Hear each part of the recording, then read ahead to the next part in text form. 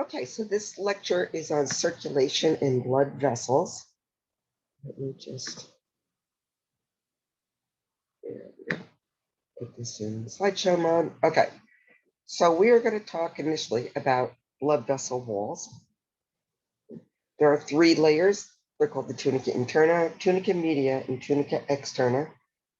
The tunica interna, or the deepest of them, that lines the lumen in which blood is passing through, is composed of simple squamous epithelium, just like the heart.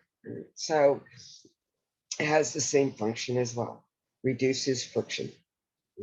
Because this way, the smoother it is, the more you reduce resistance and you decrease blood pressure. But the tunica media is composed of smooth muscle. Its function is to constrict or dilate, contract or relax, and thus it has a huge impact on blood pressure. Then the tunica externa is composed of connective tissue that secures nerves and lymphatic vessels and holds the vessel in place. Right, so here we have to the left are the walls of the artery, and to the right, the walls of the vein. There are some kind of sub kind of layers, connective tissue layers, between, or within and between each layer of the tunica interna or intima, tunica media and tunica externa. But just know the basic tissues that are found there. So the tunica interna is a layer of endothelium, which is simple squamous epithelium, tunica media, smooth muscle, contractile layer, and tunica externa, connective tissue. Now, I think what's helpful is, especially when it comes to comparing and contrasting arteries and veins, not only for a lecture class, but for lab especially, is that you keep in mind the characteristics associated with arteries and veins. Arteries, because they're considered what's called pressure reservoirs, because they're closest to the pump, the left ventricle, have thick tunica media. And the lumen, the internal region where blood passes, the cavity, is going to be smaller compared to a vein. So let's look over on the right-hand side. The lumen, the inside of the hose of a vein is much larger in diameter. The tunica media is, thin compared to the tunica media of an artery. And, for multiple reasons. One is we have more blood circulating. About 65% of blood is on the venous side of circulation, in contrast to that of the artery. So it needs to be able to accommodate more blood volume within the tube. But also, the farther away we get from the left ventricle, the more the blood pressure diminishes. So the muscular wall doesn't have to be as thick as it is an artery, because the blood pressure within it is already diminished. So we just need to resist overexpansion of the vessel, by having minimal contraction, a certain amount of contraction of that muscular layer, but it's not going to be capable of vasoconstriction, dilation, or contributing to blood pressure. So we come in as arteries and arterioles. Here they're showing a nice picture of a capillary bed where oxygenated blood enters on from the left-hand side, and that arterial branches off into a capillary, which is essentially just a tunica intima layer or internal layer. It is simple squamous epithelium. Now the hydrostatic pressure due to the left ventricle contracting, pushing the blood into the capillary bed, going from 3 layers of tissue to now just 1 layer that has like open windows. Material in the blood is capable of leaving and entering into the extravascular spaces here, interstitial spaces outside of the cardiovascular system. So molecules that are capable of squeezing through the capillary walls, are able to leave the blood. But as the blood passes over to the right-hand side, and it's essentially dropped off carbon dioxide and is picking up oxygen, is those small capillary vessels reform into venules and then veins, and they become transports blood back to the right side of the heart. Okay, so the tunica interna, we just have that. Oh, the wrong way, my bad. All right, so vessel types. We have arteries, capillaries, and veins. Arteries transport blood, away from the heart. Capillaries are your site of gas and nutrient and weight diffusion. Certain gases are going to go from the blood out into the interstitial spaces outside the cardiovascular system. Frequently, you're dropping off nutrients the same way. And waste products that need to be eliminated from cells and from interstitial tissues will diffuse into the blood so that it can be circulated to the kidneys or maybe to the lungs to get rid of waste products. And veins transport blood to the heart. So here we see a slide of an artery versus a vein. And this is a very good example of thick tunica media in an artery compared to the very thin tunica media of a vein. Arteries generally remain kind of popped open and will more frequently actually have a patent, like an open lumen where the blood is passing. This has actually collapsed somewhat on itself, but you can still see the thick muscular wall in the middle. So arteries have thick tunica media. They kind of look like a tire or a donut. Veins have thin tunica media, large lumens. They have one-way valves. Can't see it on this particular slide, but they have one-way valves, but they often collapse upon themselves. All right, so arteries, all but pulmonary arteries, carry oxygenated blood. By definition, an artery carries blood away from the heart, but it doesn't necessarily tell you, which gases are in higher concentration.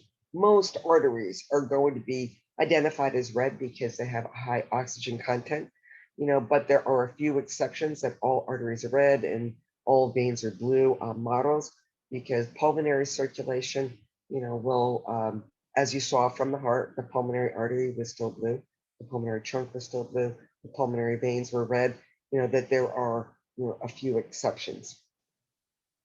Okay, so elastic arteries are large, thick, they're large, they have very thick tunica media. They are generally found very, very close to the source of the pump, which would be the left ventricle. So this is the aorta, and the immediate branches, are called elastic arteries because they expand as each stroke volume, each amount of volume being ejected from the left ventricle has to pass through it. When you kind of contract and push that blood out from the left ventricle, the vessel has to distend to a certain point to accommodate the volume that's being ejected, but it also needs to elastically bounce back again to not only preserve the pressure, but to keep pushing it forward. So they are called the pressure reservoirs. Then as those branch off into smaller arteries that generally are the arteries that deliver blood to body organs, these are the muscular arteries. Then they branch off further, become smaller and smaller diameter vessels called arterioles. And arterioles lead to capillary beds. Now, arterioles are of a diameter that is capable of vasoconstriction and dilation, that is controlled by the sympathetic nervous system, and thus it affects blood pressure. That's what's unique about arterioles versus larger elastic and muscular arteries. And then they branch off into capillaries. Now, between the arterial and the capillary is going to be a precapillary sphincter that I'm referring to down below, which also helps regulate blood pressure. So capillaries are extensions of the inner linings of arterioles. Thus they're composed of simple squamous epithelium. They are just one layer of tunica interna or tunica intima. They form an interweaving network called capillary beds. And connecting the arterial to the capillary is a precapillary sphincter. And it has circular muscle around it that can constrict and dilate, and thus also control how much blood is entering the capillary bed from the arterial. If we want to slow down or decrease the amount of blood passing through the capillary bed, then we vasoconstrict, or we constrict the capillary sphincter, I should say. That also is a method of not only slowing down the blood that's passing to the capillary bed, so we can control the hydrostatic pressure of the blood passing through there, but it's also a means of controlling the blood pressure behind it. Because if you contract that sphincter, it causes the blood essentially behind it in the arterial to kind of back up, which starts exerting more pressure on that the walls of the arterial. And thus, that is a method of increasing blood pressure when it's needed. If we need to decrease blood pressure, then you can um, relax the sphincters of the three capillary sphincters, let more blood pass from the arterial into the capillary bed, and thus it decreases the pressure in the arterial. Capillaries are semi-permeable because they are composed of simple squamous epithelium. So they have what's called like fenestrations. There are gaps between the walls of the squamous cells where they merge with one another. So it's sort of like having open windows so that material inside the blood vessel can leave. And that's generally whatever molecular size or diffusional pathway exists for, let's say, oxygen to diffuse from the blood out to the tissues. Is that the hydrostatic pressure is the pump of the left ventricle pushing the blood through there. And so a lot of those components and molecules will exit through those little open windows and go into interstitial spaces and be able to diffuse farther and farther, so let's say into the cells where oxygen and maybe glucose or nutrients are needed. In reverse, as the blood passes from the arterial to the venous side, now the carbon dioxide that has built up in cells and interstitial spaces can diffuse into the blood of the capillary. And as the blood passes from the arterial side to the venous side, because you've lost, a lot of water, of the plasma, and you're now changing the composition of 55% plasma and 45% formed elements. The formed elements and generally, and the albumin stay in the blood of the capillary, but you've lost a lot of the fluid due to the hydrostatic pressure. So as the blood courses to and travels to the venous side, it acts as a hypertonic solution and has a tendency to then kind of draw and kind of suck back some of that fluid in the interstitial spaces back into the blood vessel.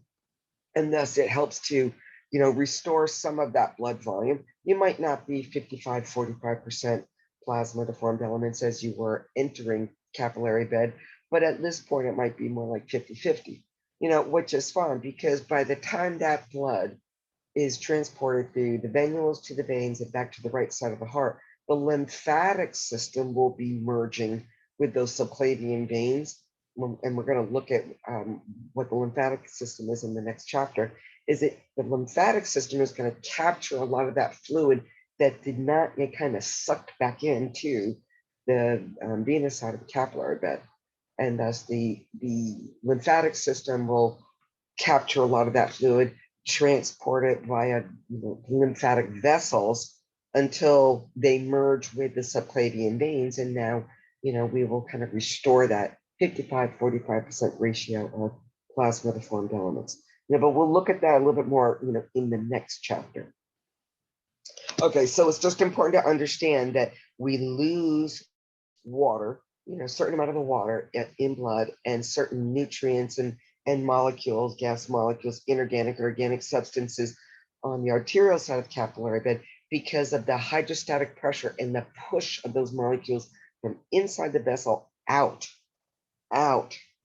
like a hose. If you have water passing through a hose outside and you squeeze the nozzle, and as long as your water pump is working and you've opened up the faucet, is that water will spurt out of the end, of the nozzle. And that's because of the pump behind, the water pump is pushing the blood through the system in your house to the hose. And when you squeeze the nozzle, now water has a place to go. And it's from the water pump that pushes that water out. Well, the same thing is happening in the capillaries, from the arterial to the capillary. But drawing fluid back in is the osmotic gradient in pressure of the formed elements of albumin, the molecules that don't leave the cardiovascular system, that act as a hypertonic solution, so to speak, and draws water osmotically from the interstitial spaces back into the cardiovascular system. Not all of it, but a good amount of it. Right. So here we're looking at precapillary sphincters. We have an artery to an arterial, and those circular, muscles are the precapillary sphincters that can control the amount of blood entering into the capillary bed. When we want to increase blood pressure, those will contract and cause the blood to back up and exert more pressure against the arterial and arterial walls and the muscular arteries leading to them. If we want to decrease pressure, we open up those capillary sphincters, let them relax, and let more blood enter into the arterial side of the capillary bed. And the arrows kind of show you the direction in which the blood will be transported from the red side to the blue side. And then the blood will reform into venules, to veins, and back to the right side of the heart. This image shows you essentially what a capillary, looks like: one layer of simple squamous epithelium. Generally, the diameter of a capillary is really about the size and the diameter to allow one red blood cell at a time to pass through it. So they're very, very narrow, but they have these little fenestrations or little open windows between the plasma membrane of one squamous cell to another. And so you can see how, again, they're showing you the direction of fluid flow that can leave the inside of capillary and go to the interstitial spaces. I like this picture because it shows the hydrostatic effects of pushing fluid and whatever molecules can fit between the walls of those squamous cells entering from the arterial side superiorly. It's going to force molecules outward on the red side of the capillary bed. Yeah. And then we have the osmotic pressure pulling fluid into the blue side of the capillary bed. And then they reform into venules and veins. To the left-hand side, it's identifying or trying to give you a picture of your hydrostatic pressure versus your osmotic pressure or osmotic gradient. The hydrostatic pressure pushes molecules outward, and the osmotic pressure will draw water back in and pulls it back into the vessel walls or through those vessel walls. And then as we go from the venous side of the capillary to the venule, we return to the three layers of the tunica, intima, media, and externa. And now, the tunica walls are too thick for, fluid loss and very little, gas exchange occurring there. And then over to the right-hand side, you see that little green vessel there. That's a capillary, lymphatic capillary. And that's part of the lymphatic system that I was discussing before, saying that, some of that fluid that's lost from the hydrostatic pressure on the arterial side will not necessarily be drawn, and it won't be drawn back into the venous side by the osmotic pressure. Some of that fluid remains in the interstitial space.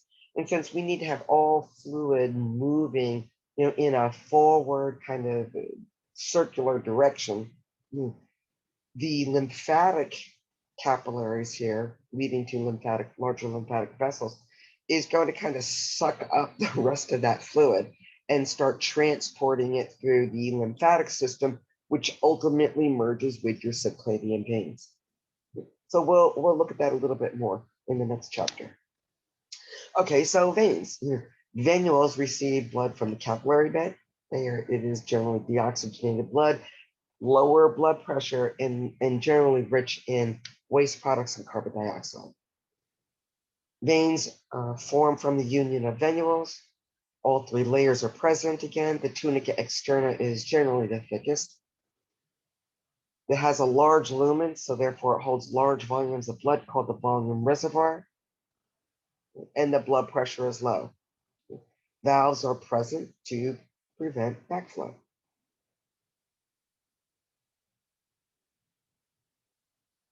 Right, keep in mind, blood location is not distributed 50% on the arterial side and 50% on the venous side.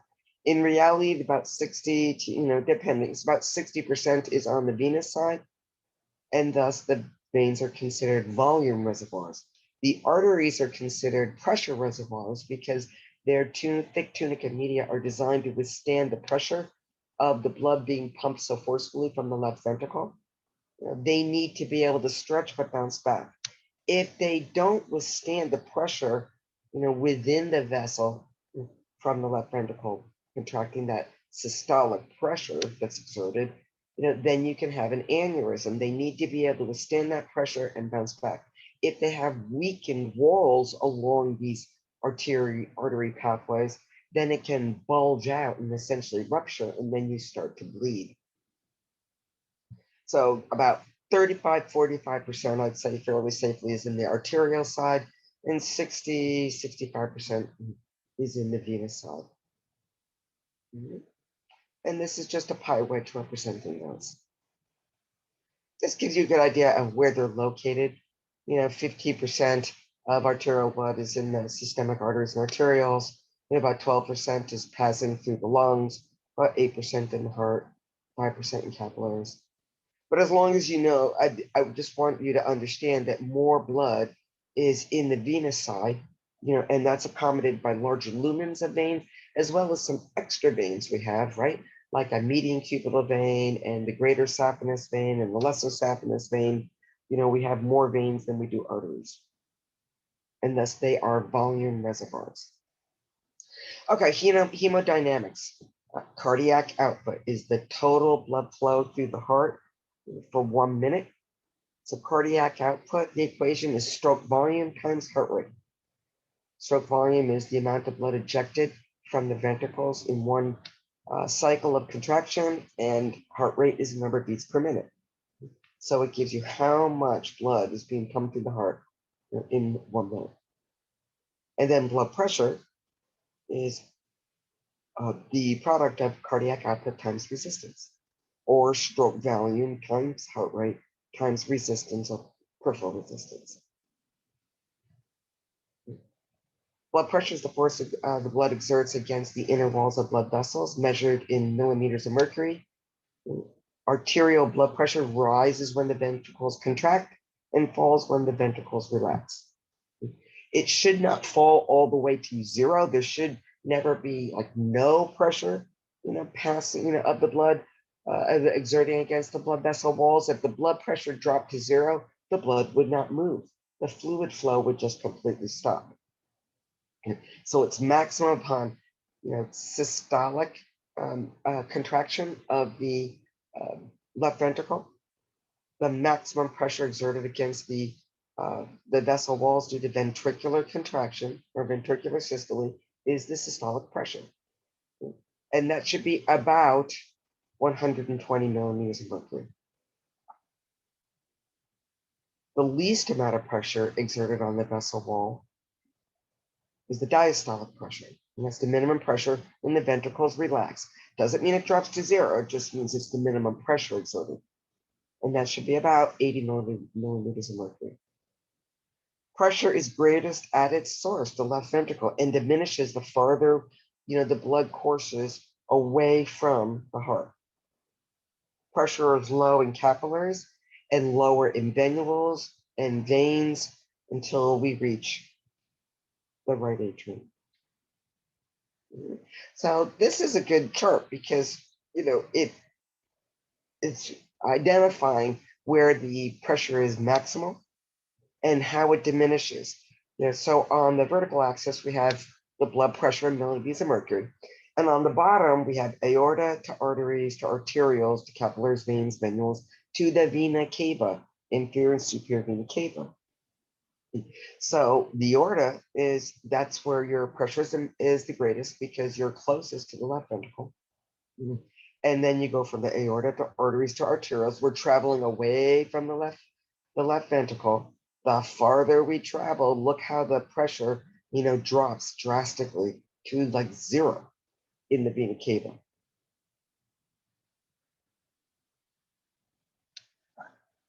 Resistance is the opposition to blood flow. So it's the amount of friction created when blood flows against the vessel walls. And, we talked about this when we, blood flow being affected by, these same variables. The blood flow, the resistance, can be due to different variables, which we're going to look at, blood vessel diameter, the viscosity, and the blood vessel length. But it's either any one of these, it can change or increase or decrease the frictional kind of coefficient of blood adjacent to that tunica interna of squamous cells. If the friction increases, then we have more resistance. If the friction decreases, we have less resistance. Yeah? So blood vessel diameter, again, if we vasoconstrict, we squeeze down on the blood, which increases the pressure. If we vasodilate, we decrease the pressure. Blood viscosity, if it becomes thicker, you increase the viscosity, you increase your resistance, and therefore decrease blood flow or increase blood pressure. And then the vessel length, the longer the vessel is, the more opportunity to have friction of the blood passing adjacent to that tunica interna. So the longer the blood vessel, the increase the resistance, decrease blood flow, increase blood pressure. Right, baroreceptors, receptors. We talked a little bit, I believe, in AMP1 when we discussed different type of receptors. And then we've also talked about areas in some blood vessels where these baroreceptors are located and which cranial nerves convey that sensory information. Glossopharyngeal or vagus, from either the carotid arteries or the aortic arch. And now that comes back again, at least one more time. So baroreceptors are a type of mechanoreceptor. They transmit sensory information from these receptors along sensory neurons that are used by the hypothalamus and the midbrain to, the medulla oblongata, to regulate blood pressure systemically through the body. So the baroreceptors respond to stretch due to the left ventricle contracting and forcing blood to the aortic arch and up into the head into carotid arteries. And it's important to monitor there. We not only have baroreceptors there, we also have chemoreceptors because we're really monitoring two things. The gas composition, carbon dioxide versus oxygen of blood that's immediately, having gas exchange in the lungs, return to the left side of the heart, and now we're pumping it out. So we want to know about the gas content as well as the force of the left ventricle pumping blood. Is it too high? Is it too low? Do we need to make an adjustment? Right. So the baroreceptors are responding to the pressure. We have two locations for baroreceptors, main ones in the aortic arch, called the aortic body, and in the internal carotid arteries, right and left, called the carotid bodies. Puncture baroreceptors act immediately as part of a negative feedback loop called the baroreflex to make adjustments to heart rate, ultimately the heart rate and stroke volume, and the blood pressure being exerted against the vessel walls. If the pressure is too low and we're not maybe going to be able to not only systemically transport blood after the aorta out to the other arteries of the body, but from the carotid arteries be able to effectively pump blood up to the brain, then we need to do something about that. So, or vice versa, if it's too high, then we need to decrease the blood pressure. So there's a couple of different ways we're going to be doing it. So what happens is that, there is a normal number of impulses that should be sent from these baroreceptors to your brain to let it know that the heart is pumping in a normal blood pressure, range. If it drops lower than normal, then fewer signals are being sent from these baroreceptors. If the blood pressure is too high, or higher than normal, then a higher number or more signals are being sent from these mechanoreceptors. So that's how your brain kind of monitors, am I in a normal blood pressure range? Am I too high, too low? What's happening to the number of signals being generated from these mechanoreceptors. So what effect I have down here? What effect does standing up quickly have on the discharge of impulses from the baroreceptors? What effect will this have on blood pressure? Which cranial nerve carries sensory impulses from the aortic body and also from the carotid body? So what happens when you initially stand up? And the responses are very, very quick, normally. But I think everyone's experienced maybe standing up very quickly and having a little bit of just like a little bit of a lightheaded kind of moment, and then it generally passes. When you stand up quickly, due to gravity, blood is kind of drawn down toward your feet. So the pressure of the blood in the aortic body and the carotid bodies drops slightly. It drops slightly. And when it sends fewer signals to the brain, to the hypothalamus, about the pressure, the brain is going to signal certain responses along the parasympathetic pathway and the sympathetic pathway to increase blood pressure a couple different ways. And one is going to be increased heart rate and vasoconstrict to the smooth muscle of arterial so that they constrict and increase pressure. And therefore the perfusion of blood up to your brain, is increased, and you deliver enough oxygen, and now you're not feeling as lightheaded anymore. And you will generally feel your heart rate increase a little bit. If you had a blood pressure cuff on, then you would be able to very quickly see how blood pressure would have increased. Not abnormally, but back into a normal range, at least. All right, so what effect does standing up quickly have on the discharge of the impulses from the baroreceptors? They drop down, they decrease. What effect will this have on blood pressure? The blood pressure initially is lower. That's why you had a decrease in the impulses being generated from those mechanoreceptors. But as a consequence of your brain receiving that and making changes, blood pressure will increase, like any negative feedback loop. You start with maybe lower blood pressure, lower than normal blood pressure, and then it elevates it or restores blood pressure back to normal. Which cranial nerve conveys sensory impulses from the aortic body? Well, the only cranial nerve that provides sensory or motor impulses below the shoulders, that would be the vagus nerve, cranial nerve 10, part of the parasympathetic division. And from the carotid bodies will be cranial nerve 9, glossopharyngeal. So this picture is great. We can see the carotid bodies here, right and left, and the aortic bodies in the arch of the aorta. Carotid bodies are carried on glossopharyngeal, and the aortic bodies, those impulses are carried on vagus nerve. Venous blood flow.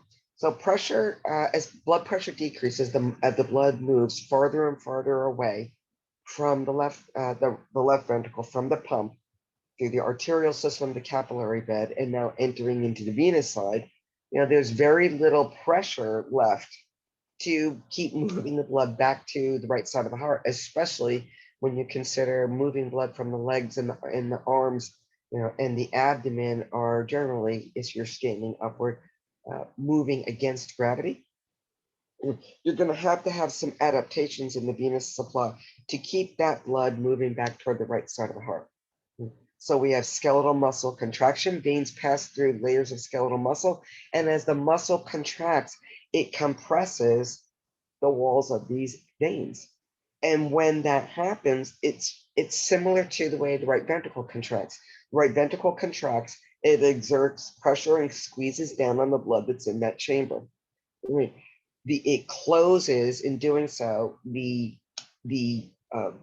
valve behind it closes, so that blood has only one direction to go, into the pulmonary trunk, into the pulmonary arteries. And the same in the left side. The left ventricle contracts, it closes the mitral valve behind it. Blood, it has only one way to go, through the aortic valve, into the aorta, and out into systemic circulation.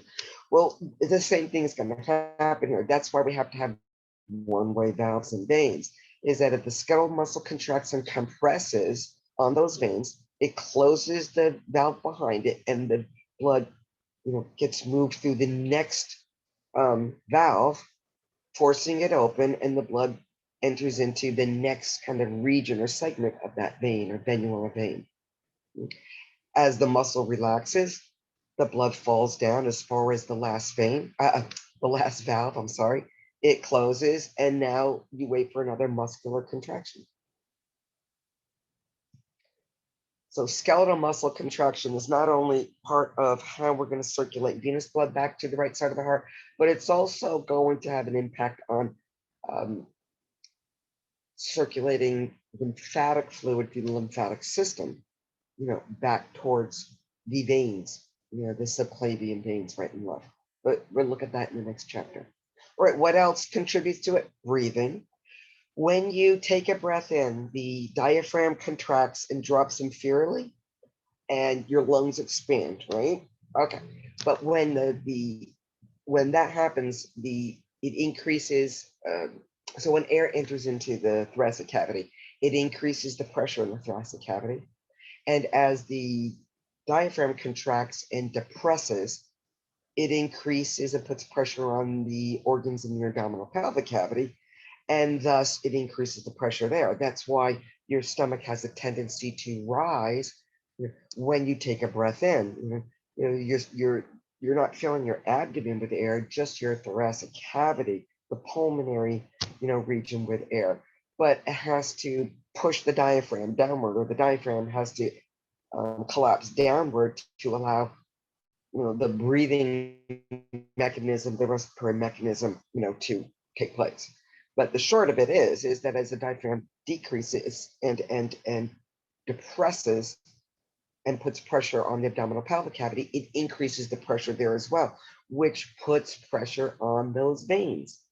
The same thing's going to happen in the thoracic cavity, and thus it has the same effect on pushing blood from one region of a vein to another until it passes through another valve, and then as you relax and you exhale and the pressure in your abdomen and in your thoracic cavity decreases, the blood kind of falls back as far as the last valve. Venoconstriction.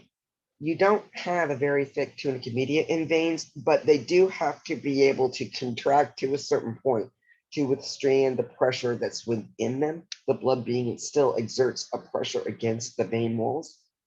So you want to withstand that just that much. It's not going to have significant constriction that will ever affect blood pressure to increase it at all, but it just doesn't allow blood to balloon outward, and maybe rupture the wall and to bleed out into interstitial spaces.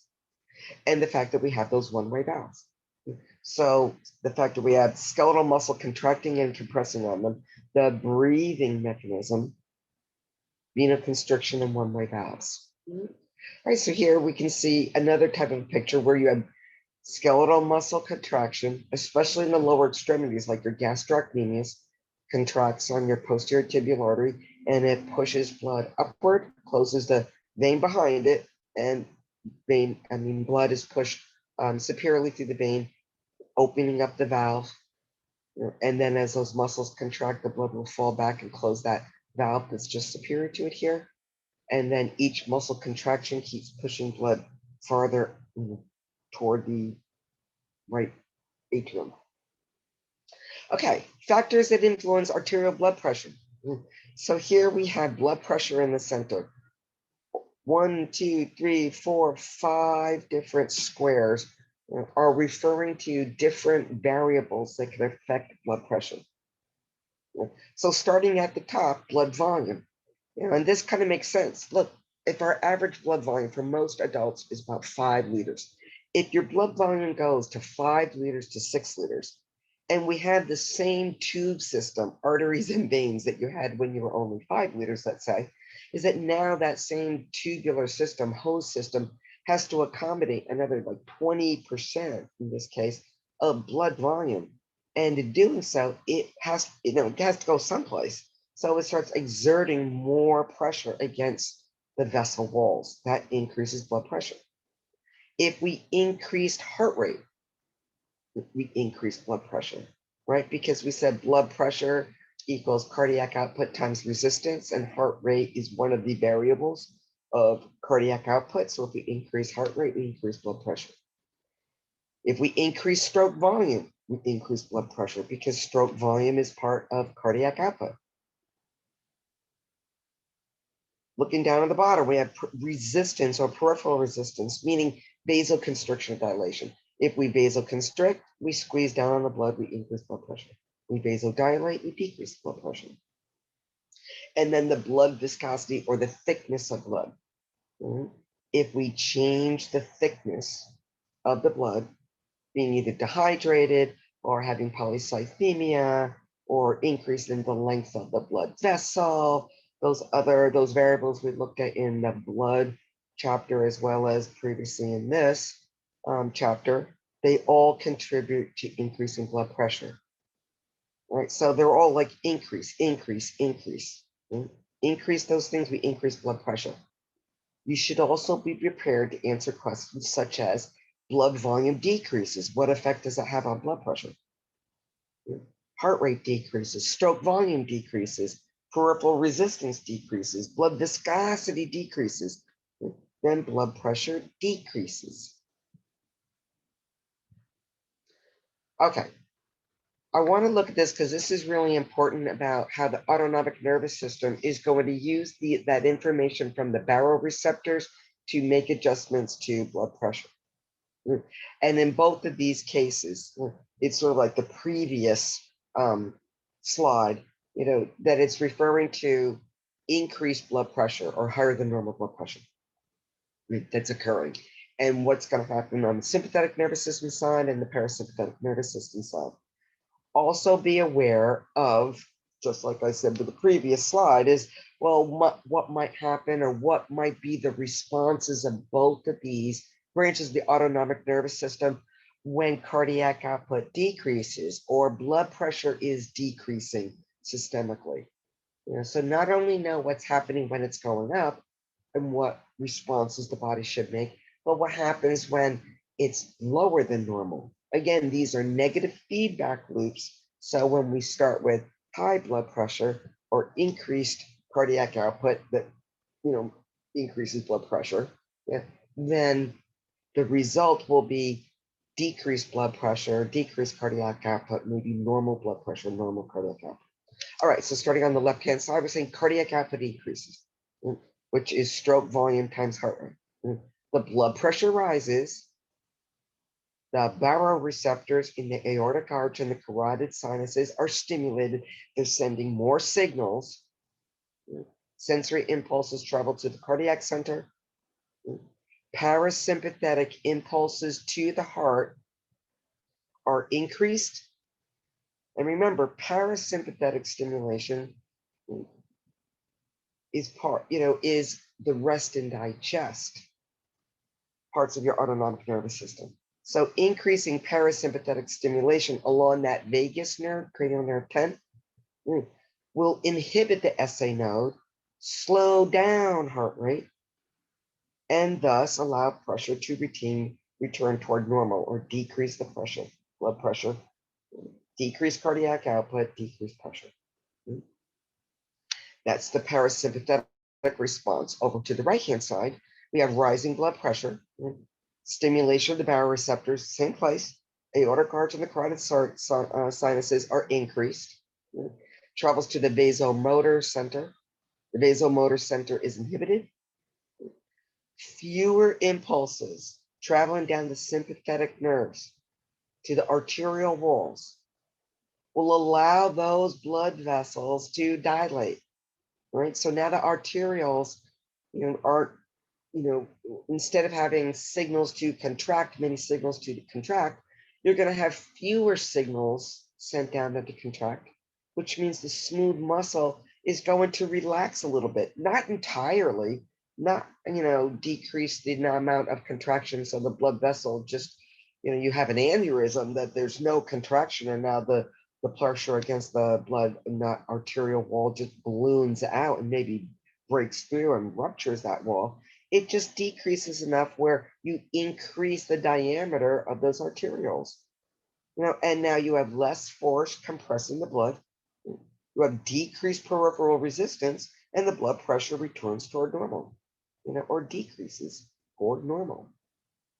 Both of those start out with increasing pressure, increased signals from the baroreceptors. Different areas of the brain take that information, you know, and use it through the autonomic nervous system, either slow down heart rate in the parasympathetic division, which means increasing the signals to the heart to inhibit it. The sympathetic nervous system decreases the signals travel down that pathway so that the muscle can relax in the arterials, and thus decrease heart rate because you have increased signals along the parasympathetic division, because that is how you're going to put the brake on the heart. Decrease blood pressure and blood vessels, you're going to have fewer signals to allow the smooth muscle to relax a little bit. Vasodilate, decrease blood pressure. Okay, so talking about blood pressure regulation, there are multiple sources, and this is what is challenging about addressing hypertension, maybe in a patient, because there are different sources that affect blood pressure in the body. So remember, vasomotor tone to the heart is primarily controlled by the vagus nerve. If you have not covered that and reviewed that, I would go back and look at my autonomic nervous system.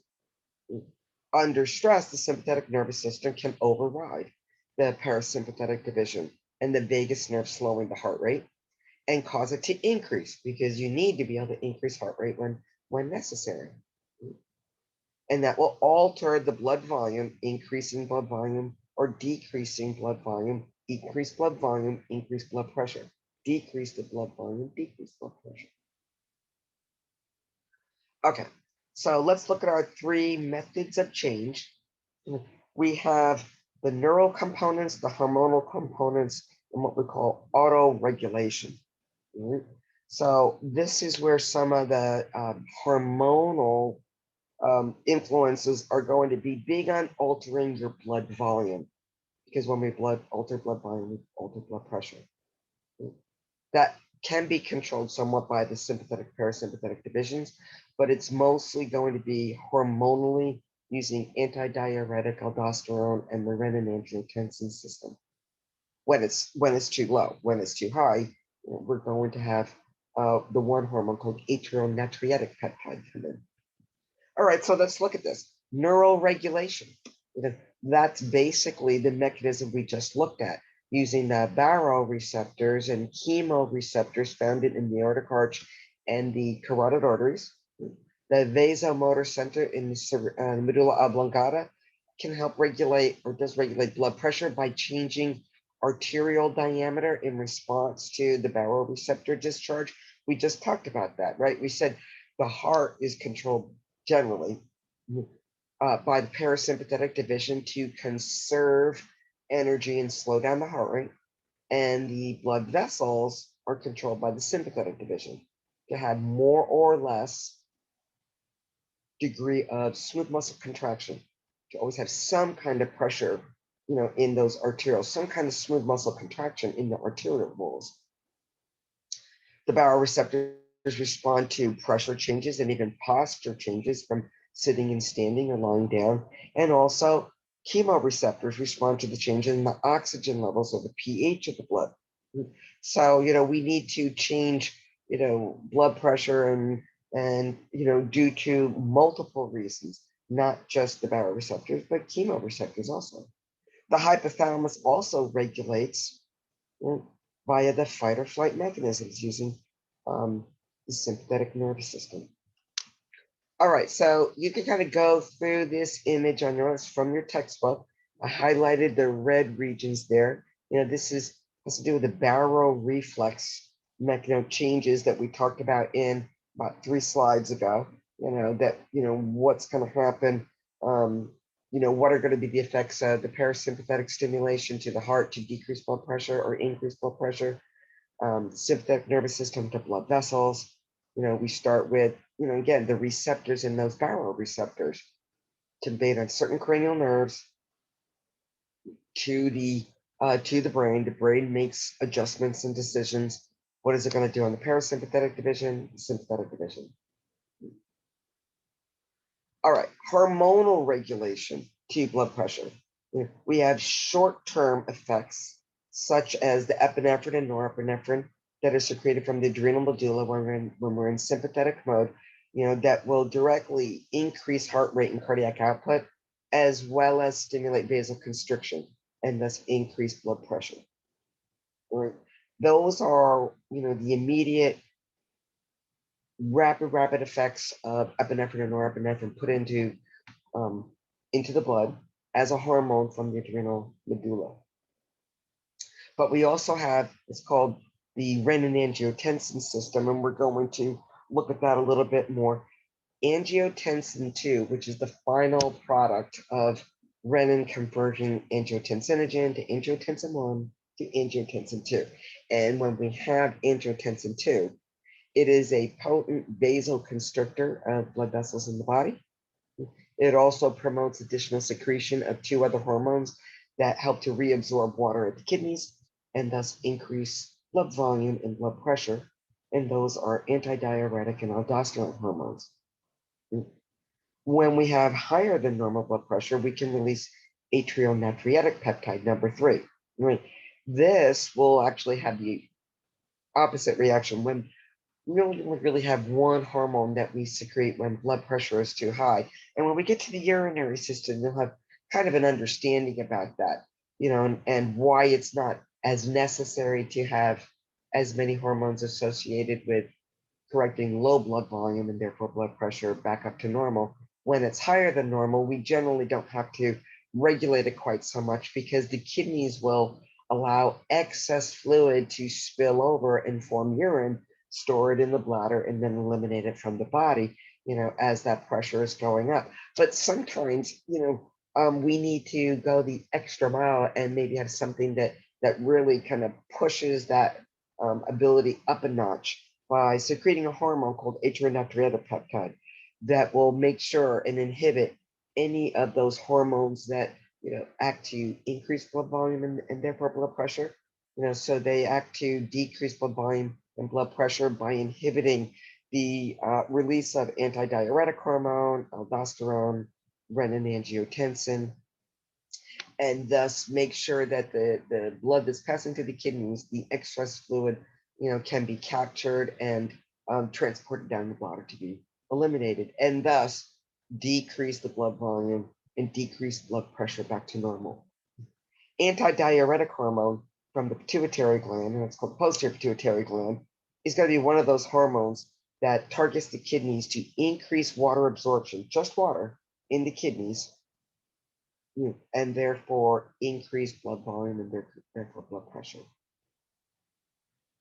So we're going to look at, those 4 hormones, 3 that increase blood volume and blood pressure, 1 that decreases blood volume and blood pressure, shortly. Hormonal regulation, right? Well, we have long-term effects or long-term mechanisms. We have a direct renal mechanism and an indirect renal mechanism. Long-term, as blood volume and pressure increases, the kidneys allow more water excreted into urine. And that's what I was mentioning before. In the short term, is going to be, immediately liberating some of these hormones, these examples of hormones like epinephrine and norepinephrine when we need to increase blood volume and blood pressure because we're in sympathetic mode. Angiotensin, part of the renin-angiotensin system. Aldosterone, antidiuretic, that's all to increase blood volume and blood pressure. Atrial natriuretic peptide is the only one that decreases blood volume and blood pressure. So when you have to do it immediately, we're going to use short-term use is going to be those hormones.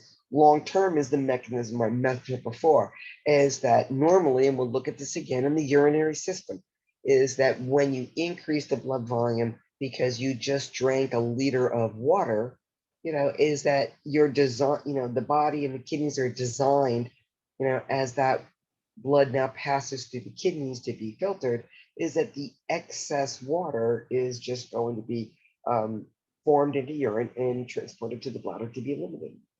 An indirect long-term renal mechanism, is going to be via the renin-angiotensin and aldosterone mechanisms, to be inhibited or stimulated as needed. It's in black here. I don't generally ask you to distinguish between short-term and long-term. Eventually, we're going to have this. We have it now. We have it in the urinary system, and then we have it again toward the end, of the course. So you're gonna get this. All right. So hormonal regulation. We're going to look at a little bit more detail about those 4 hormones, that are generally used short-term responses. How they work, for adjusting blood volume and blood pressure.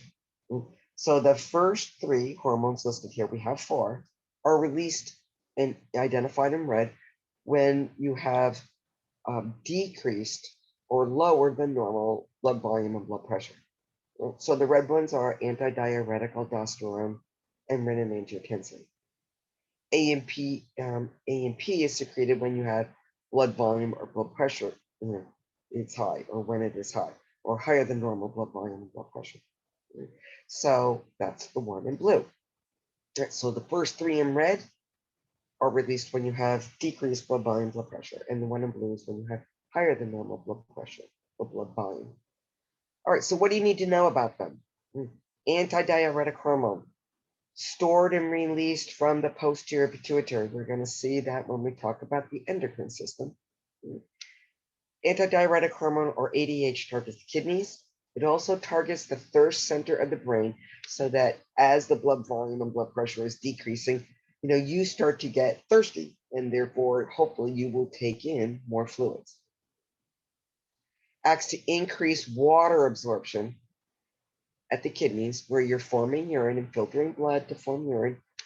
And if your volume is low in blood, it's going to kind of start sucking back just water alone through what's called the aquifers, and increased water absorption, and therefore increased blood volume and blood pressure. It's very potent. It's the one we use most frequently. However, we have another hormone called aldosterone that's produced from the glands, or what's called the adrenal cortex. And we talked about the adrenal medulla before, that produces the epinephrine and norepinephrine. The dogs are going wild. Sorry about that. But aldosterone is from the adrenal cortex. So the same glands of the kidneys, but from a different region of that gland. And it targets the kidneys to absorb water, but it uses a different type of a mechanism.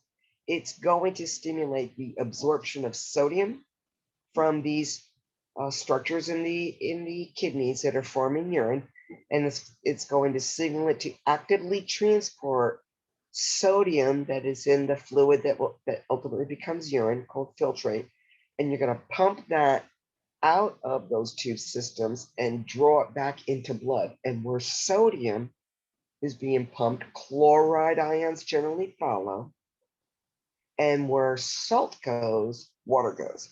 So when you take that sodium and ultimately chloride and get it into the bloodstream, it acts like a hypertonic solution, and it's going to draw osmotically the fluid and water from this tube system forming urine and draw it back into the cardiovascular system, and thus increase blood volume and blood pressure. However, at a cost of absorbing that sodium, you have to secrete potassium as well. So you absorb sodium chloride, water follows it, and you secrete a potassium ion, into the filtrate, which ultimately becomes urine. So it comes at a cost. It's an active process. It takes ATP.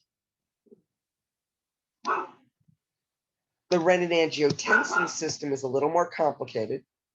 It's a 4-step kind of a process. The picture after this is what I really kind of picture in my head, is how this works, because you see the multiple like organ involvement in the different sources of where, the inactive version of aldosterone comes from.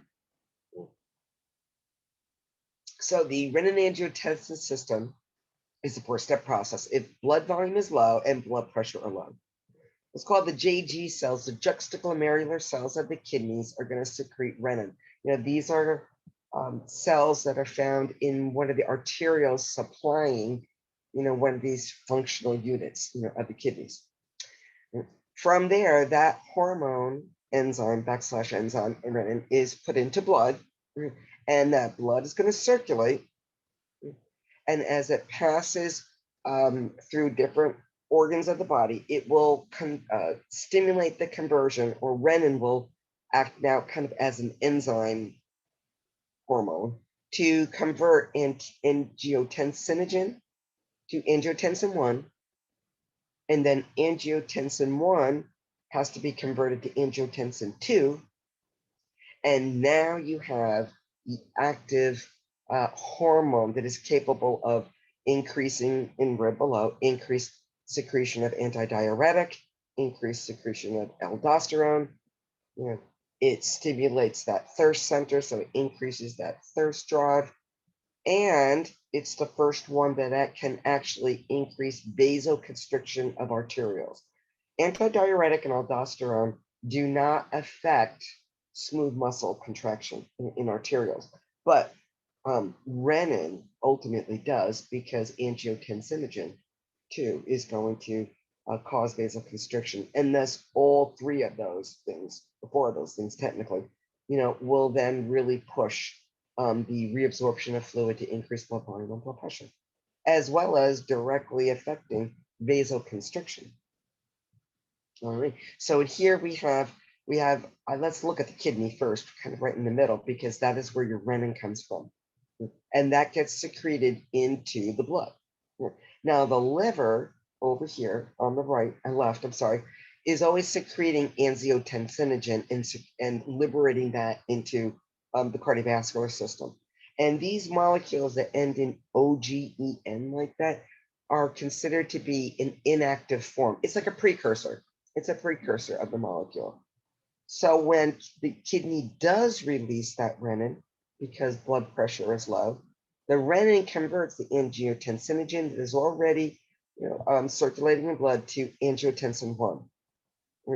And then the lungs secrete angiotensin converting enzyme, or ACE, and that stimulates the conversion of angiotensin 1 to angiotensin 2. Okay, now you have that potent vasoconstrictor. So angiotensin 2 then increases vasoconstriction, it increases aldosterone and antidiuretic, and renin, even more to be secreted, and that you really, pump up the efforts, to increase blood volume and blood pressure.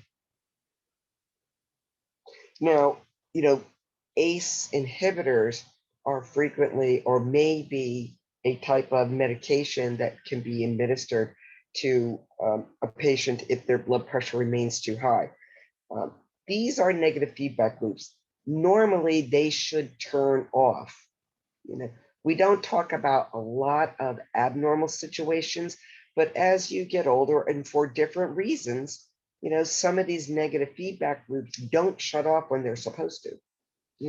And so if the blood pressure remains too high, then you run other risks. It's a lot of pressure on the heart.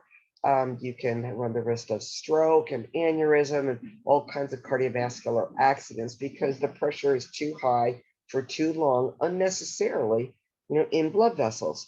And so if we need to address that, and we can measure how high these enzymes are in blood, you just take a blood sample and you send it down to the lab, then one of the ways to address that might be to give an inhibitor, something that will bind and inhibit the secretion of this angiotensin converting enzyme. Because if we never convert angiotensin 1 to angiotensin 2, then we don't have that potent further push to further secretion of antidiuretic and aldosterone, and more renin and vasoconstriction. If we can stop that pathway, then you see sort of what you're left with is the blood pressure diminishing. Is most of the antidiuretic and aldosterone that I see in circulation, due to, angiotensinogen pushing the release, and stimulating its release, or is it happening at, multiple hormonal, endocrine sources. So one of the easiest ways is kind of to start there. Atrial natriuretic peptide in blue is produced by cells in the heart, in the atria of the heart, because of or due to the stretch, right? So the release of this AMP from these um, cells in the heart atria, right and left, are due to the stretch, and they're stretching more than normal because you had too much blood volume and therefore blood pressure. So it inhibits, AMP will inhibit antidiuretic and aldosterone and renin. Hopefully it will do that. And normally that's what should happen. I mean, you shouldn't have to normally give an ACE inhibitor. AMP should address any hyper secretion from those sources, but sometimes you are secreting atrial natriuretic peptide, which again can be monitored and observed, and quantified from a blood sample, and so you can kind of see, hey, is it too high? Do we not have any AMP, but we have high levels of everything else? Are they competing against one another? These are hormones, and enzymes that can be measured, in blood.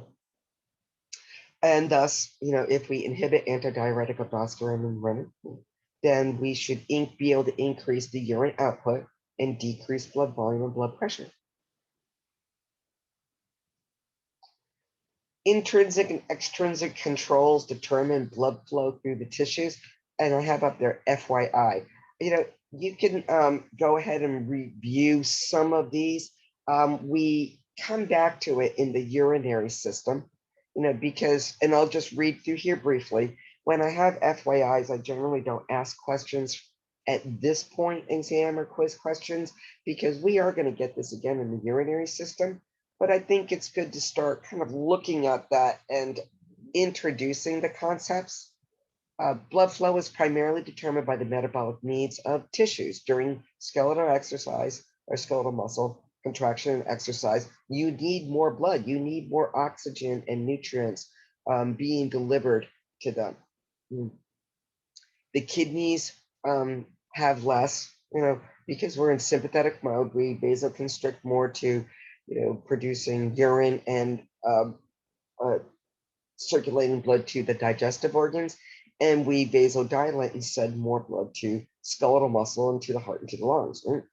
Intrinsic and extrinsic mechanisms of control allow vasodilation to some areas of the body and vasoconstriction to others, and that's that balancing of sympathetic versus parasympathetic stimulation, and where you want to route blood, because you don't route blood equally, to all areas of the body. I mean, not only do we have a difference in how much blood volume is in the arterial side to the venous side, but if we don't have exercising muscle, and muscle that's contracting like skeletal muscle, then we don't need to be sending a lot of blood there, or to maximally to the lungs, right?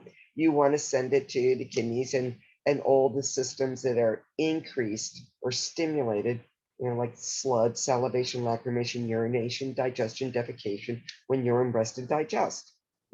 Then you control how much blood goes to those organs as well. You vasoconstrict to the places you don't need to have a lot of blood circulating to, and you vasodilate to those organs that you do want your blood to circulate to, and vice versa. That will depend on whether you're in rest and digest mode or fight or flight mode. So we have intrinsic mechanisms, metabolic or what's called myogenic controls, distribute blood flow to individual organs and tissues as needed. Extrinsic mechanisms are our neuronal or hormonal controls. They help maintain mean arterial pressure, and they help redistribute blood during exercise and thermoregulation.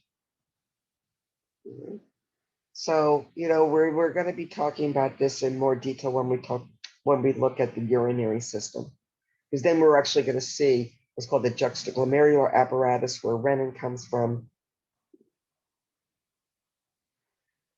Now, this, I do want you to know, this isn't part of the FYI. Remember, blood pressure is mainly under sympathetic nervous system control, always maintaining some degree of muscle contraction of the tunica media, and riding the accelerator, I call it, is that you always have, you are either, pedal to the metal or moderate, going, 40 miles an hour kind of speed, or maybe only 5 or 10 miles an hour. But regardless, you always have some number of signals traveling in the sympathetic nervous system to have smooth muscle contraction of arterioles. If you take the foot off the gas and you're either going uphill, let's say, or you're riding, you're on a horizontal plane, maybe not go heading downhill. This won't apply to that. But if you take your foot off the gas, what happens to your car? Unless you're going downhill, the car comes to a stop. If you don't have any push, you don't have any stimulation for the tires to rotate, the car's going to come to a standstill because of gravity pulling down on the car and the tire meeting the road, and eventually the friction, produced when the tires meet the road is going to slow down the heart till it comes to a stop. So you don't want that to happen in blood vessels. You always want to have a certain amount of constriction to your arteries and arterioles, as well as your veins. So the sympathetic nervous system either sends many signals or fewer signals or a normal number of signals to maintain a certain degree of vasoconstriction. Right? So that's the job of the sympathetic nervous system. Heart rate is primarily under control of the parasympathetic division, riding the brake on it all the time. We looked at cardiac muscle contraction. We said it has an intrinsic number of contractions. If we do not stimulate at the SA node, to contract, or we inhibit it at the SA node, it will be on its own. It has an intrinsic heart rate of about 90 to 100 beats per minute.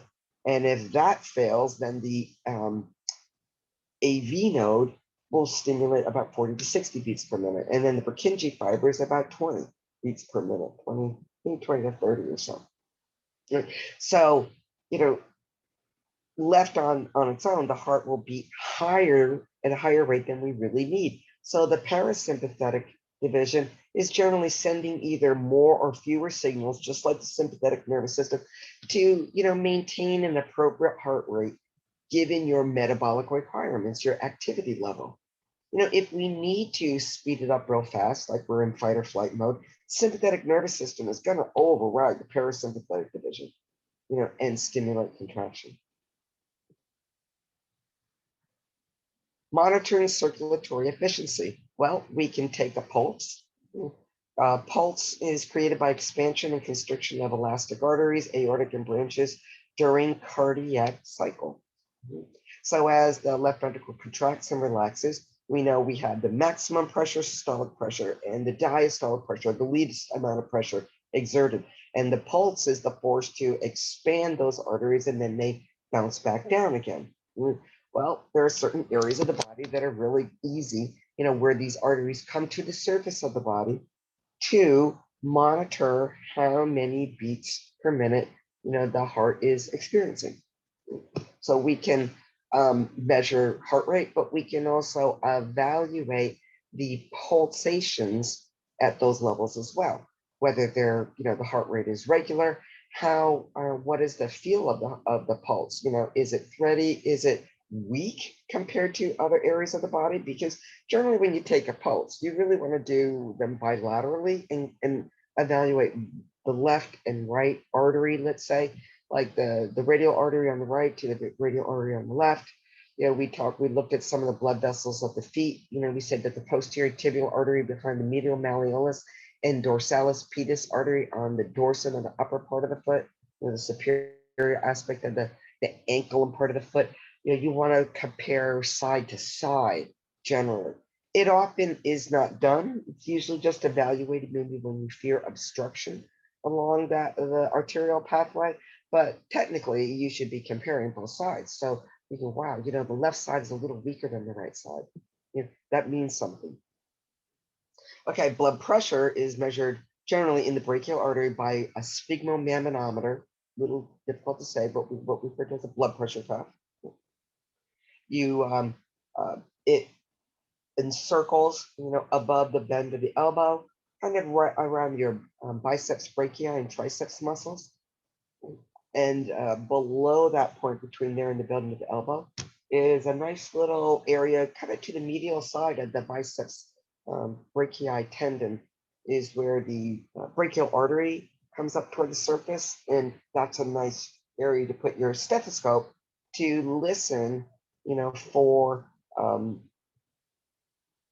turbulent blood passing through the brachial artery, because that is how you take a blood pressure. So you can measure blood pressure there on the brachial artery, right or left. Normal blood pressure is generally around 120 over 80 millimeters of mercury. That is your systolic pressure versus your diastolic pressure. Maximum pressure exerted, least pressure exerted. Being hypotensive, generally the systolic can be measured by either generally is the systolic blood pressure below 100 millimeters of mercury. Some people just have, because they're in very good cardiovascular condition, generally low blood pressure, but it should not be really too much lower than 100.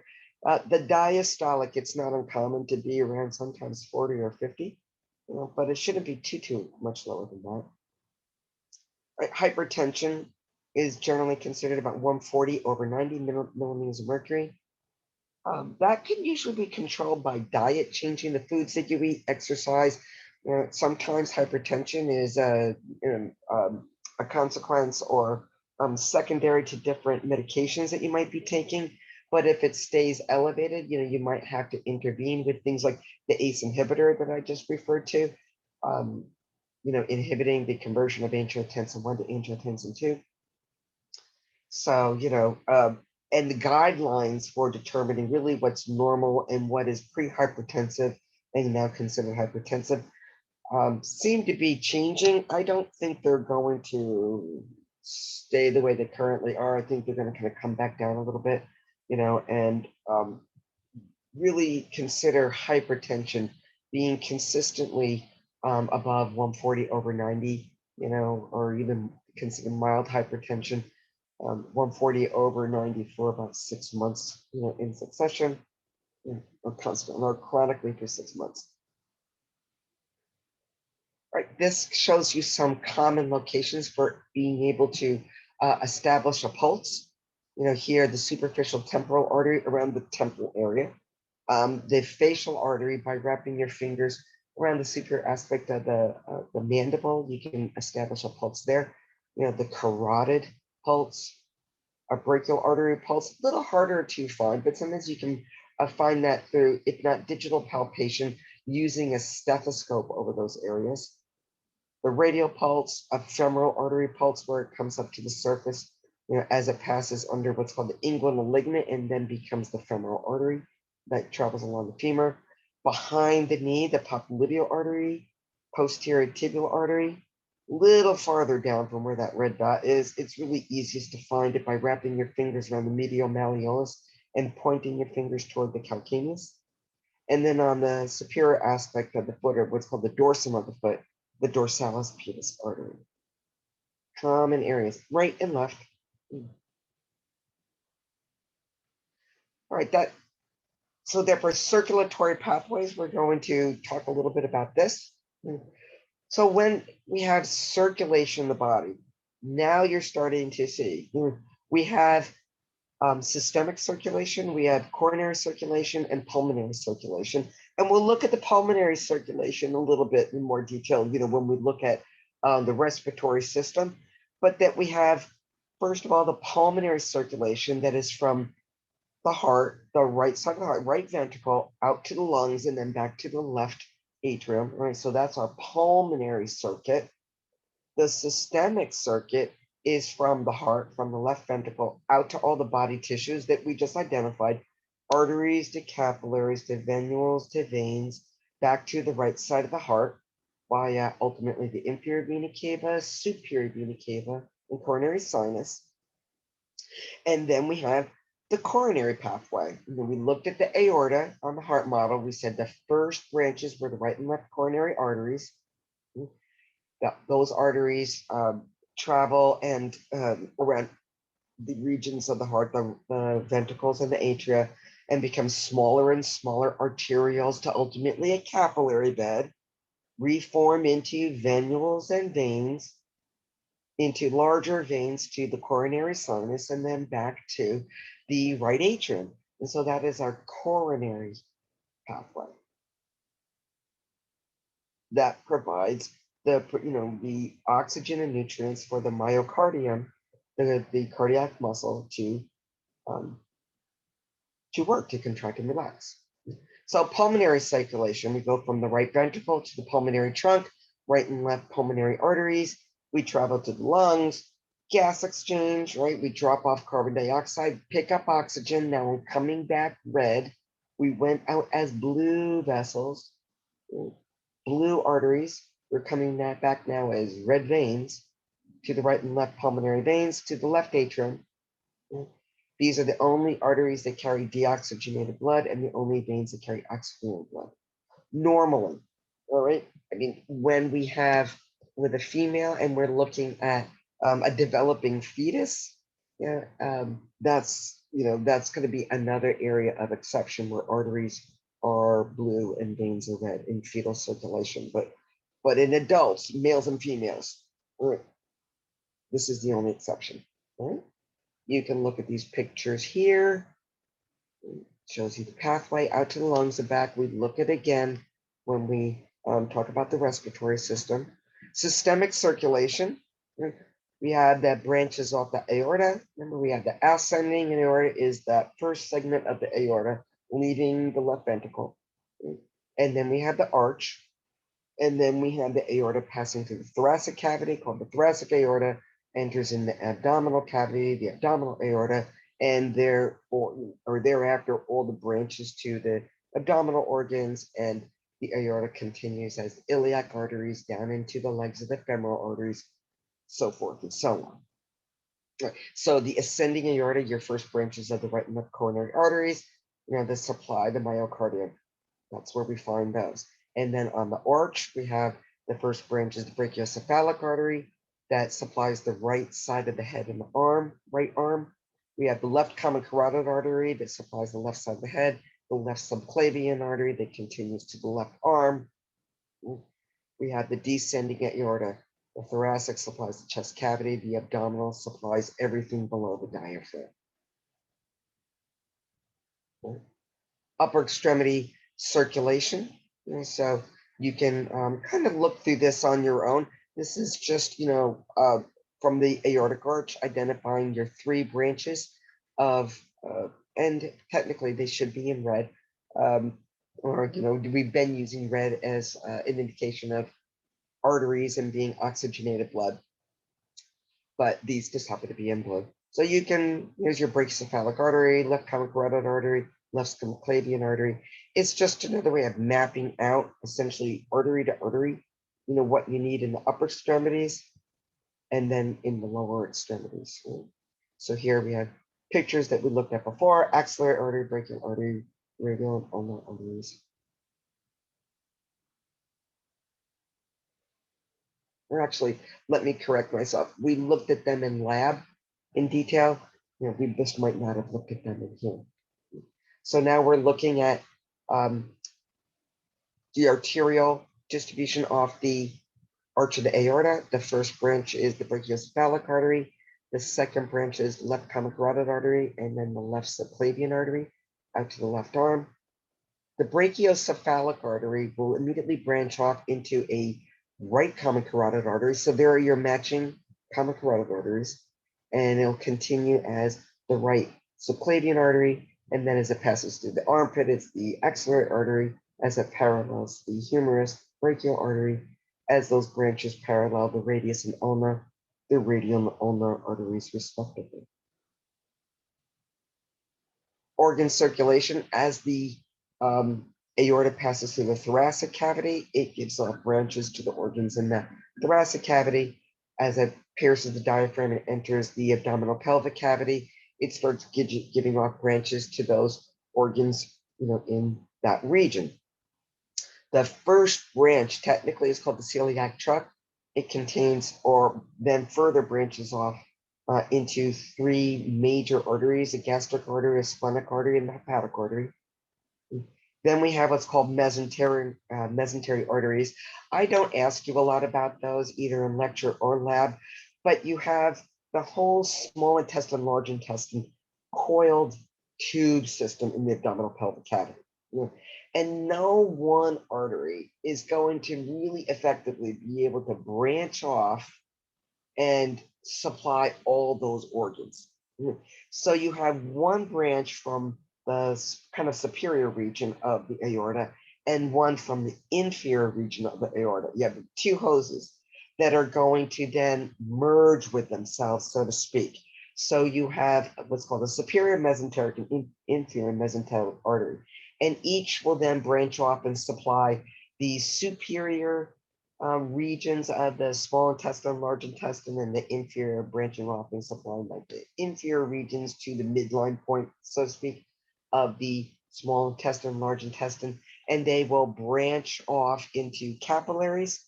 And again, arterial side of the capillary, venous side of the capillary, the veins reform into venules and veins to an inferior mesenteric vein and a superior mesenteric vein, and those will then merge to form, to travel along with the veins, draining or transporting deoxygenated blood away from digestive organs such as the gastric vein, the splenic vein, the pancreatic veins.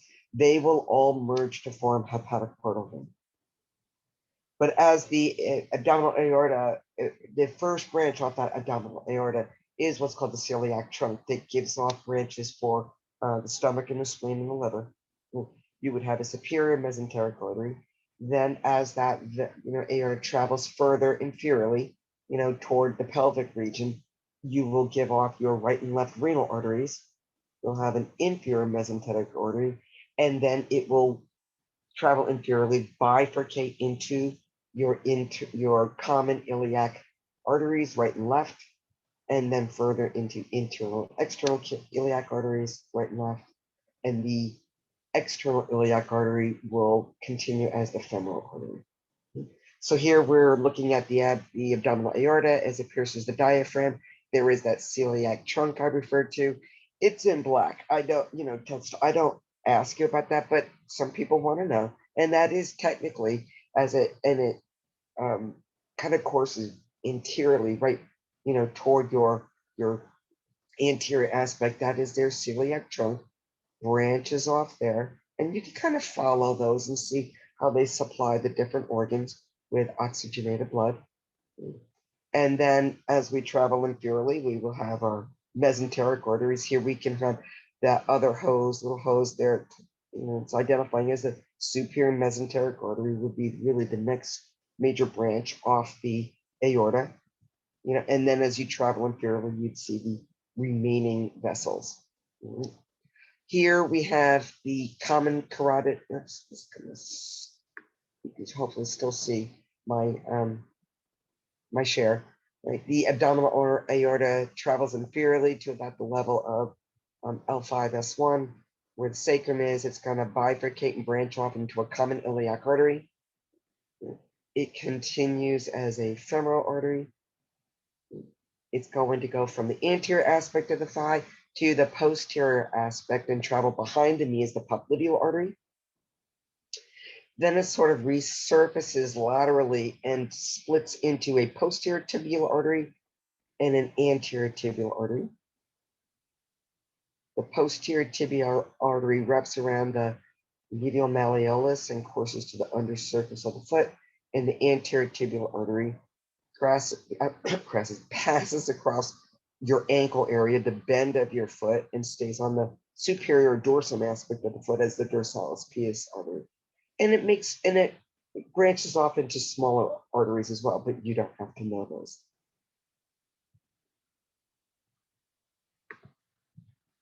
Okay, so then we can see the whole outline of the whole body from the arch of the aorta, the arterial blood supply up into the head, out into the right and left arms, down into the chest, into the abdominal pelvic cavity, down into the legs. You should know the forward pathway. If blood was in the axillary artery, what vessel would it encounter next? Let's say the left axillary artery, it would be the left brachial artery, something like that. Because then we travel all the way out into the arms, into the legs, and then we travel back via veins. So systemic veins, everything will merge into the superior vena cava, inferior vena cava, and the coronary sinus. So all the blood that, the blood that drains from the head, neck, and upper extremities will travel back, ultimately emerge into the brachiocephalic veins, right and left. And those two, because when you're looking at the veins, maybe draw arrows in this. So, now we're heading back. We're not traveling away from the core of the body. Now we're traveling back to the core of the body. So we're traveling back to ultimately form the right and left brachiocephalic veins, and they merge to form the superior vena cava and then travel into the right atrium. The inferior vena cava is transporting blood essentially from every place else, from the extremities, arms and legs, from the abdominal pelvic organs, from the kidneys, from every other area of the body. All those blood vessels will ultimately merge into the inferior vena cava, with the exception of coronary circulation, of course. Okay, so then we can see some of the major veins. Virtually for every artery, we have a similarly named vein. So let's say if let's go up into the head and back. We have coronary carotid arteries transporting blood up into the head, into the brain, but we have jugular veins transporting deoxygenated blood from the head back toward the heart. So that's an exception, a couple exceptions where arteries and veins have the same name. We start right off with an exception to that rule. But let's go out now to the hands and back. Right, so we went out via these different arteries, and we're going to travel back pretty much by the same arteries or veins with the same names as the arteries. We have, for you that you need to know, you have radial veins and ulnar veins. They will merge essentially to form a brachial vein. We do have some extra veins, and one of them is this one that runs obliquely and superficially, to the anterior aspect of your elbow joint, and that's your median cubital vein. Some of these other veins, we have a cephalic vein, and those are kind of veins that run. We said we have some extra veins in the upper extremities and in the lower extremities. But for all intents and purposes, you have a radial vein, an ulnar vein, a median cubital vein, and we're just going to follow our way back. We'll have a brachial vein to an axillary vein to a subclavian vein. They will merge with the jugular veins to form brachiocephalic veins right and left, and they merge and form the superior vena cava.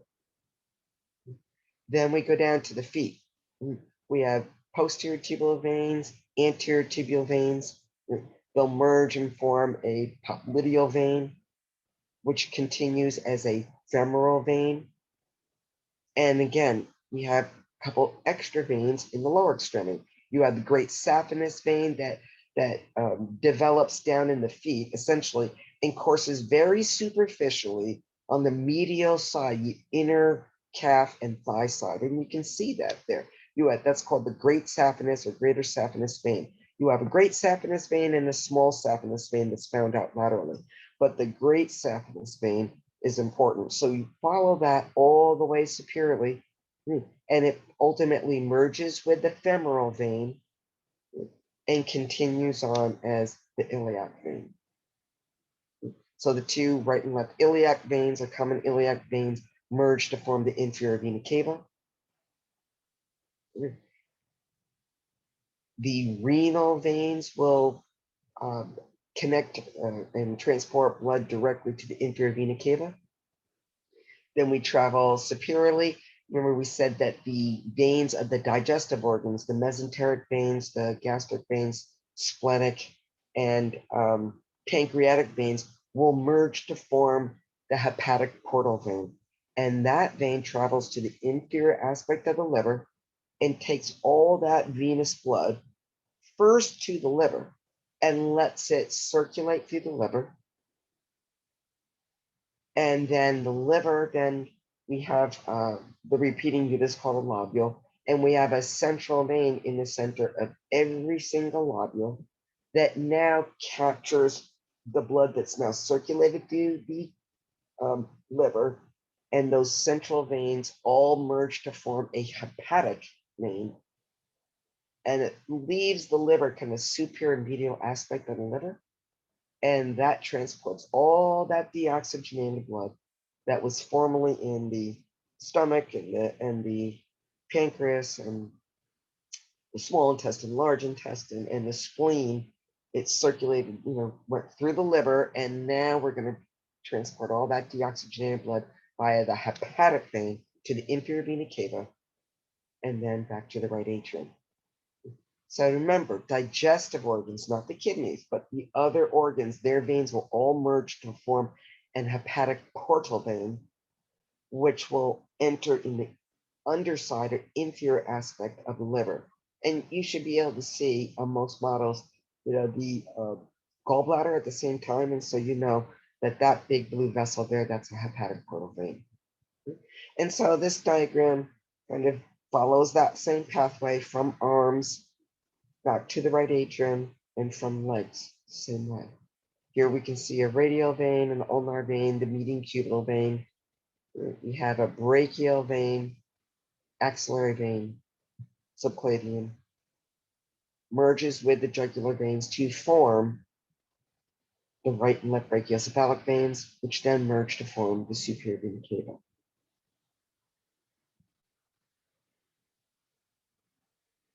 This lets you see some of those specific veins at the lower extremity. I like you be able to see that great saphenous vein because that's an important vein.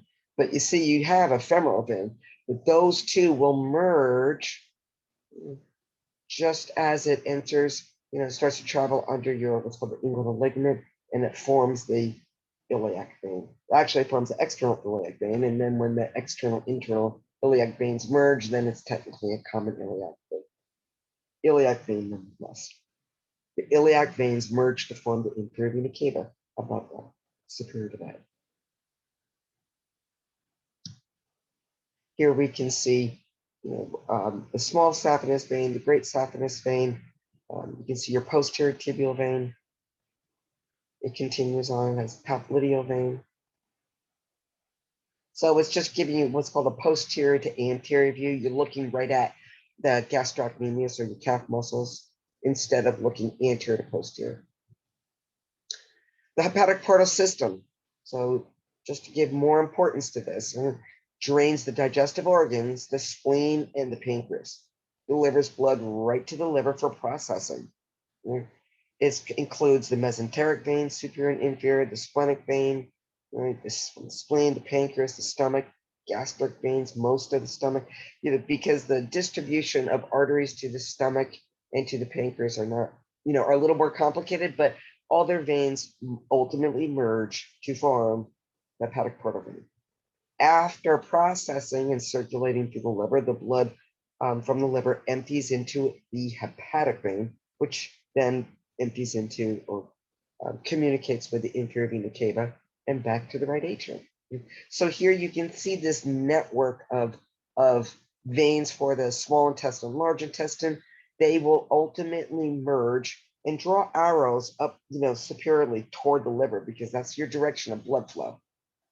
They will all ultimately merge into an hepatic portal vein. So that's the big bold print to the left-hand side, hepatic portal vein.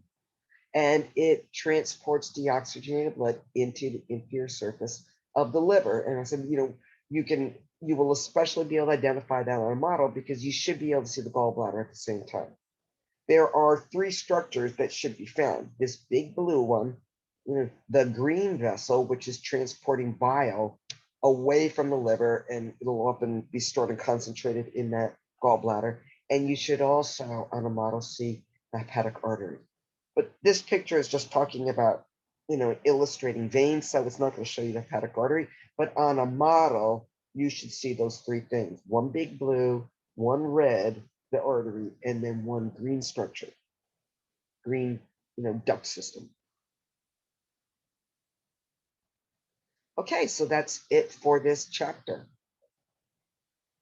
That concludes peripheral circulation, systemic circulation, and the arteries and veins.